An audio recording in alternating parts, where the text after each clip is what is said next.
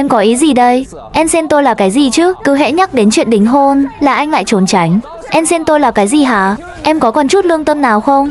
Có chút lương tâm nào không? Làm gì đó? Được rồi, anh mới là người không có lương tâm. Đừng đánh. Cô tiểu thư nhà giàu dịu dàng lương thiện đã yêu chàng tiếp viên hàng không cao giáo đẹp trai. Hai người đã hẹn hò ngọt ngào hơn 2 năm. Mắt thấy sắp bước vào lễ đường hôn nhân, nhưng gần đây thái độ của bạn trai lại đột ngột thay đổi. So với trước đây, anh ta như biến thành một người khác. Cô bạn gái tỏ ra không thể chấp nhận được. Người phụ nữ có vẻ ngoài ngọt ngào, khí chất nổi bật trước mắt là cô Hạ. Ngồi đối diện là bạn trai cô, anh Trương. Cô Hạ cho biết cô và bạn trai quen nhau qua một người bạn thân. Sau một bữa ăn tối, anh ta đã theo đuổi cô một cách điên cuồng. Và không lâu sau, hai người đã đến với nhau. Khi mới bắt đầu hẹn hò, bạn trai đối với cô vô cùng chu đáo và quan tâm. Mọi ngày lễ lớn nhỏ anh ta đều nhớ. Vì bạn trai cô là một tiếp viên hàng không, nên mỗi khi bay đến một nơi nào đó, anh đều mang đặc sản địa phương về cho cô. Điều này khiến cô cảm thấy vô cùng hạnh phúc. Bố mẹ cô cũng rất hài lòng về anh. Hai bên gia đình đã bàn đến chuyện đính hôn. Tuy nhiên, bắt đầu từ nửa năm trước, thái độ của bạn trai bắt đầu thay đổi một cách bất thường. Không chỉ không mang đặc sản về cho cô nữa, mà còn thường xuyên biến mất không dấu vết. Điều này không khỏi khiến cô cảm thấy bạn trai đang giấu giếm mình điều gì đó. Vào đúng ngày 12 tháng 12, thông qua điện thoại, cô đã phát hiện ra một bí mật lớn của bạn trai. Hôm nay cô đến trường quay, quyết phải để bạn trai cho mình một lời giải thích rõ ràng.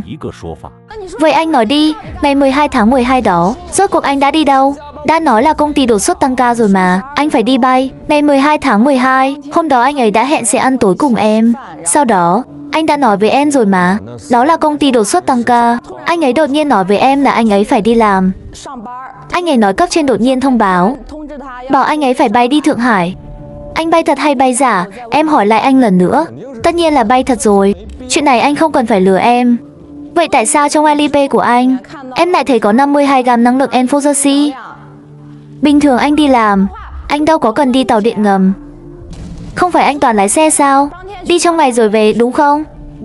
52 gam đó không nói lên được điều gì cả. Điều đó chẳng có ý nghĩa gì. 52 gam.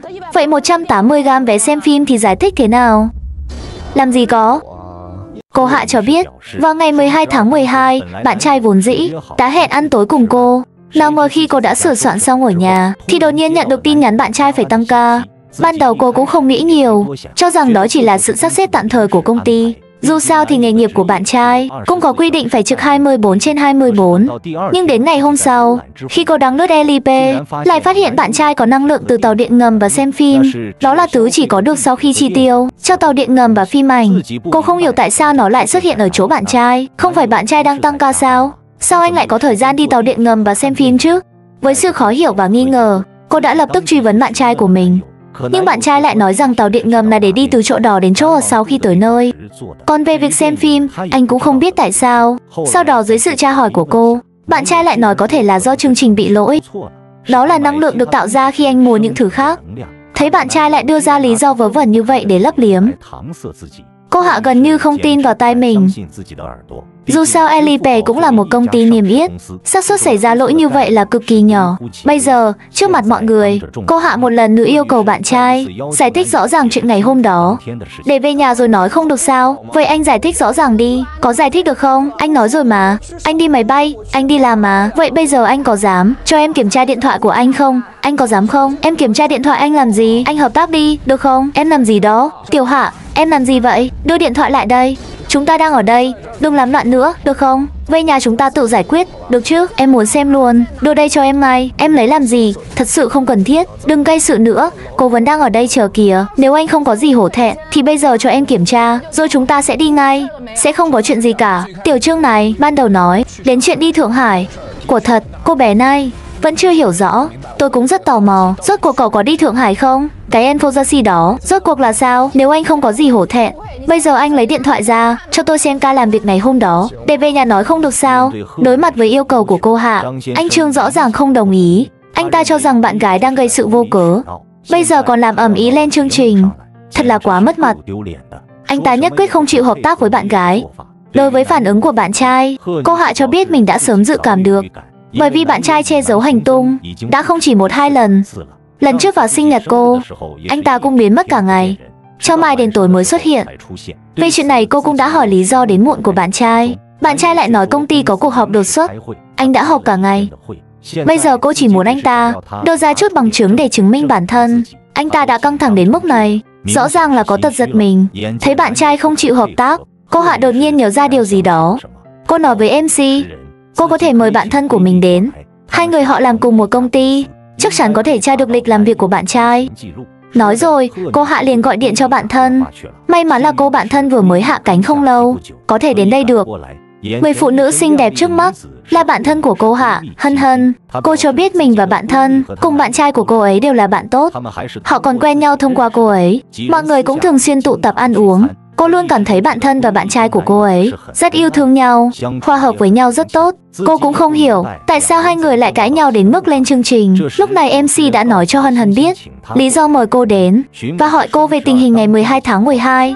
Ngày 12 tháng 12 chắc chắn là hôm đó được nghỉ thì phải. Nghỉ ở đâu chứ? Đâu có nghỉ. Lúc đó anh được sắp xếp đột xuất gọi đi mà. Vậy cậu có tiện cho mình xem lịch làm việc không? Tớ nghĩ chắc không cần đâu. Tớ nghĩ là chắc là anh ấy tự xem được mà. Anh ấy không cho mình xem. Xem trực tiếp từ chỗ cậu là được rồi. Bên tôi có thể tra được đúng không? Tra được. Cậu cứ cho mình xem lịch làm việc là mình biết. Không có. Sự xuất hiện của Hân Hân không làm anh Trương đổi ý. Anh ta vẫn khăng khăng rằng mình lúc đó đang tăng ca.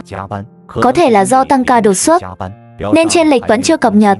Cho đến bây giờ anh Trương vẫn cố chấp chối cái. Sau đó cô Hạ lại lật đến hồ sơ mới nhất, thấy rằng bạn trai làm việc 3 ngày, nghỉ 2 ngày. Cái này là sau đó mới tổng kết lên.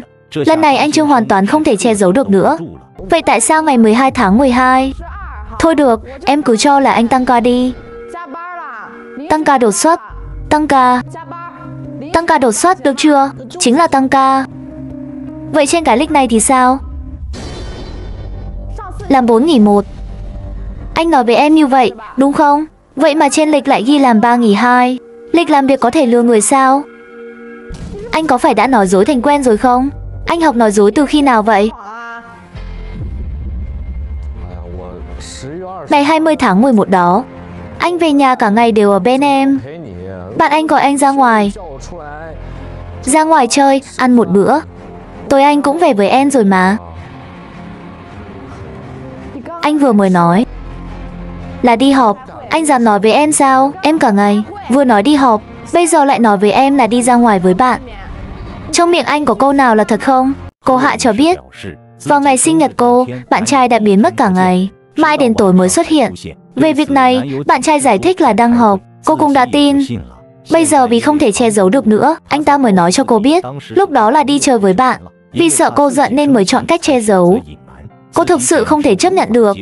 Cô không thể nào ngờ rằng người đàn ông dịu dàng, chu đáo ngày xưa bây giờ lại trở nên dối trá như vậy. Thấy chuyện đã bại lộ, anh Trương cũng không giả vờ nữa. Anh ta nói với vẻ mặt oán trách, tất cả nguyên nhân đều là do bạn gái. Nếu không phải bạn gái cứ tạo áp lực cho mình, cứ theo dõi mình sát sao như vậy, mình có cần phải nói dối thế này không? Nghe lời bạn trai nói, cô Hạ tức sôi máu. Cô Hạ cho biết kể từ khi hai gia đình bàn chuyện đính hôn, hầu như ngày nào cô cũng qua nhà bạn trai, giúp anh ta làm rất nhiều việc. Đối với chuyện cưới xin của hai người, cô cũng vô cùng nghiêm túc. Nào ngờ đối với bạn trai lại trở thành gánh nặng. Bây giờ bạn trai còn mặt dày vô sỉ, đổ hết trách nhiệm lên đầu mình. Cô thật sự càng nghĩ càng tức, dường như muốn nổ tung. Anh dám đổ lỗi cho em, đúng không? Em ở nhà anh làm trâu làm ngựa, làm đủ mọi việc, chăm sóc bố mẹ anh, lấy lòng họ hàng nhà anh. Còn anh thì ở bên ngoài nói dối em. Đến giờ anh còn không chịu nói thật sao? Em có ý gì đây? Em coi anh là cái gì? Cứ hễ nhắc đến chuyện đính hôn là anh lại trốn tránh. Em coi anh là cái gì hả? Cái gì gọi là em nói anh phải nghe? Có chút lương tâm nào không? Làm gì đó? Được rồi, anh mới là người không có lương tâm. Đừng đánh nữa. Đừng đánh anh ấy đang bị thương. Sao cậu biết anh ta bị thương? Cô nói gì vậy? Bị thương gì? Cô nói gì thế? Tai nạn lao động. Không có, anh ấy là... Không phải là bị đập lưng vào vali sao? Đừng nói vớ vẩn. Không có. Thương gì? Cô nói gì thế? Tối hôm kia chúng tôi cãi nhau. Sau đó, tôi lỡ tay lấy gạt tàn thuốc ném trúng lưng anh ấy. Ý cô là anh ấy bị thương tối hôm kia.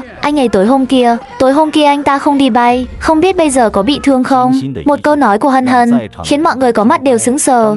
Anh Trương bị thương. Tại sao cô ấy lại biết chứ? Điều này không khỏi khiến người ta suy diễn. Anh Trương càng căng thẳng hơn, liền quát lên. Cô nói gì thế? Cô đang nói bậy bạ gì đó? Dường như nhận ra mình đã lỡ lời, Hân Hân quay người định rời khỏi hiện trường. Lúc này cô Hạ cũng không còn tâm trí cãi nhau với bạn trai, vội vàng đuổi theo Hân Hân hỏi. Anh ta mới bị thương hôm kia thôi, hôm qua cũng không đi làm. Sao cậu lại biết được? Hóa ra hôm kia cô Hạ đã cãi nhau một trận với bạn trai. Lúc đó cô Hạ nhất thời nóng giận, đã ném đồ vật trúng người bạn trai, cho nên trên lưng có một vết bầm. Chỉ là cô không hiểu sao Hân Hân lại biết chuyện này. Tuy nhiên, Hân Hân lúc này bị kẹt giữa hai người, nhất thời không biết mở lời thế nào. Thấy bạn gái cứ tra hỏi Hân Hân không ngừng, anh Trương vội vàng giải thích rằng là do mình đã nhắn tin nói cho Hân Hân biết. Sau khi cãi nhau với bạn gái xong, liền muốn xả giận, than thở một chút. Rõ ràng lời của anh Trương giờ đây đã không còn ai tin nữa. Thấy Hân Hân ở đó như ngồi trên đống lửa, lòng đầy lo lắng, cố vấn chương trình đề nghị đưa cô ấy xuống dưới để ổn định tâm trạng. Ở hậu trường, vị cố vấn cũng liên tục khuyên giải Hân Hân, khuyến khích cô nói ra sự thật. Sau đó, Hân Hân lên sân khấu và làm một việc khiến tất cả mọi người đều bất ngờ. Xin lỗi, cô nói xin lỗi cô ấy làm gì? Cậu làm gì vậy? Xin lỗi mình chuyện gì? Cô nói xin lỗi cô ta làm gì? Cô vừa mới nói gì với cô ấy? Tiểu Trương, đừng cãi, đừng la, đừng làm ầm lên nữa. Vì tốt cho hai người thôi, tôi không muốn như thế này nữa. Như thế nào? Tôi không muốn như thế này nữa. Cô đang nói gì vậy, Hân Hân? Khi nãy cô ấy nói gì với cô? Anh không cảm thấy như vậy rất mệt mỏi sao? Cô đang nói gì vậy? Cô nói gì thế? Cô nói gì vậy, Hân Hân? Cô có lỗi gì với cô ấy? Còn muốn như vậy nữa sao? Còn muốn che giấu nữa sao? Che giấu cái gì? Cố vấn, lúc nãy cô nói gì với cô ấy? Tôi không muốn lừa dối Đình Đình như vậy nữa. Xin lỗi, Đình Đình, chúng tôi hai người, chúng tôi đã ở bên nhau nửa năm rồi. Xin lỗi, cô nói gì vậy? Xin lỗi, Đình Đình. Không có. Lời nói của Hân Hân ngay lập tức khiến hiện trường bùng nổ. Cô Hạ gần như không thể tin vào tai mình. Cô kinh ngạc nhìn bạn trai, không nói được một lời nào. Sau đó cô tuyệt vọng quay đi mà không nhìn lại. Cô không thể tưởng tượng được người bạn thân nhất của mình và người bạn trai sắp đính hôn lại gian díu với nhau. Sau khi nghe xong lời của Hân Hân, anh Trương cũng vô cùng kích động. Anh ta lớn tiếng quát Hân Hân. Cô đang nói bậy bạ gì đó? Chúng ta không thể nào. Nói xong, anh ta mặc kệ đối phương, chỉ muốn đi giải thích với bạn gái. Hân Hân thấy vậy cũng vô cùng suy sụp. Cô khóc lóc và hét lớn, nói rằng mình đã chịu đựng đủ rồi, không muốn sống cái cảnh lén lút này nữa. Cô bắt anh Trương phải chọn một trong hai người. Tôi nói cho anh biết, anh Trương, không giấu được đâu. Đừng nghĩ đến việc che giấu nữa. Ngay bây giờ, anh hãy chọn một trong hai chúng tôi. Anh đã nói rồi, chúng ta không thể nào. Điều này là không thể nữa. Anh tranh luận với tôi điều gì chứ? Hân Hân cho biết về chuyện cô và anh Trương ở bên nhau. Trong lòng cô thực ra vẫn luôn không thoải mái, bởi vì cô không muốn phá hoại mối quan hệ với người bạn thân bao nhiêu năm này. Dù sao thì từ trước đến nay, bạn thân đã giúp đỡ cô rất nhiều. Nhưng thực ra cô đã thích anh Trương từ trước cả bạn thân, chỉ là lúc đó chưa có cơ hội tỏ tình. Cuối cùng lại để bạn thân nhanh chân hơn. Và việc để bạn thân và anh Trương quen nhau cũng hoàn toàn là tình cờ, chứ không phải cô cố ý giới thiệu. Nửa năm qua, anh Trương thường xuyên biến mất không dấu vết. Thực ra là ở bên cạnh cô. Bạn thân vì những chuyện này mà thường xuyên than phiền về bạn trai với cô. Cô nghe cũng cảm thấy rất khó chịu, cho nên cũng sống rất dằn vặt. Hôm nay thấy hai người họ cãi nhau đến mức lên chương trình, cô thực sự không thể nhịn được nữa mà nói ra. Hôm nay phải có một cái kết. Bắt anh Trương phải chọn một trong hai. MC hỏi Hân Hân, hai người đã đến với nhau như thế nào? Hân Hân cho biết, anh Trương từ trước đến nay luôn đối xử rất tốt với cô. Hai người thường xuyên bay cùng một tổ bay. Mỗi khi cô gặp chuyện gì, anh đều giúp đỡ. Cô nhờ có một lần gặp một hành khách rất khó tính. Người khách đó sừng sổ, mắng chửi cô thậm tệ. Cũng là anh Trương đã giúp cô giải vây. Sau này vì dịch bệnh, hai người bị cách ly trong cùng một khách sạn. Chính lúc đó họ đã đến với nhau. Hân Hân nói, vì lúc đó hai người chúng tôi cũng buồn chán mà, cũng không muốn nghịch điện thoại. Thế là ở ban công, mỗi ngày anh ấy đều kể chuyện cho tôi nghe, rồi kể chuyện cười, rồi chúng tôi nói chuyện đến rất khuya. Sau đó mới về phòng ngủ. Rồi thì Lúc đó không phải cách ly 14 ngày sao? Sau 14 ngày, hai người chúng tôi dự định về. Nhưng mà, chúng tôi hai người, chúng tôi đã về muộn hơn một ngày. Anh Trương vì không chịu nổi cô đơn, đã tấn công Hân Hân trong thời gian cách ly vì dịch.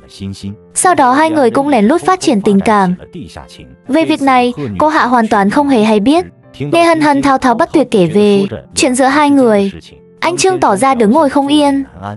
Anh ta không chỉ một lần quát lên, bảo Hân Hân đừng nói nữa. Cuối cùng còn dùng những lời vô cùng kiên quyết và tàn nhẫn, nói với Hân Hân rằng chúng ta không thể nào đâu. Hân Hân tức giận hét lớn, không thể nào thì tại sao lúc đầu anh lại tìm tôi? MC hỏi Hân Hân, lúc đó cô biết rõ họ là một cặp, sao cô vẫn có thể ở bên anh ta? Hân Hân trả lời rằng đều do cô nhất thời mềm lòng. Anh ấy nói với tôi anh ấy không muốn ở bên Đình Đình nữa. Anh ấy không thích Đình Đình kiểm soát cái cách cô ấy quản thúc anh ấy. Ồ, vậy là Đình Đình quản thúc anh ta, còn anh ta lại có thể quản được cô. Cái lòng tự tôn mà anh ta không tìm thấy ở Đình Đình, ở chỗ cô đều có thể tìm thấy được hết. Có phải không? Đúng là một lốp dự phòng tốt. Lúc anh ấy nói với tôi những điều này, tôi đã mềm lòng. Cô xem cô đã nói những gì vậy? Không phải anh nói sao? Không phải lúc đó anh dạy tôi sao? Bây giờ anh không dám thừa nhận. Anh là đồ hèn, tôi nói cho anh biết. Tôi nói cho anh biết, làm như vậy là tổn thương hai người phụ nữ đấy. Bây giờ anh làm vậy là sao? Anh vẫn không nói ra. Đến bây giờ anh vẫn không chịu thừa nhận. Vẫn không thừa nhận sao? Tôi hỏi anh, rốt cuộc anh có từng yêu tôi không? Không. Không. Vậy lúc đó những lời anh nói là cho ai ăn vậy? Cho ai nghe vậy? Đừng có tự mình đa tình, được không? Anh coi cô ấy là cái gì? Tôi tự mình đa tình. Chúng ta chỉ là đồng nghiệp thôi.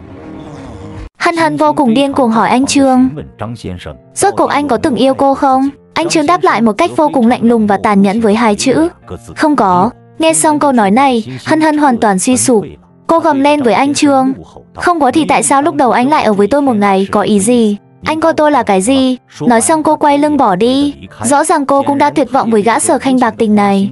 Phải nói rằng anh Trương thật lợi hại, qua cầu rút ván rồi không muốn nhận nợ, nhưng cuối cùng vẫn là gậy ông đập lưng ông. Cuối cùng chẳng giữ được một ai. Mọi người có suy nghĩ gì về ba người này không? Hãy để lại ý kiến của mình ở phần bình luận để mọi người cùng tham khảo. Và nếu thấy video hay, đừng quên cho mình xin một like và một đăng ký nha. Và mình là Lạc Lạc, hẹn gặp lại mọi người kỳ sau.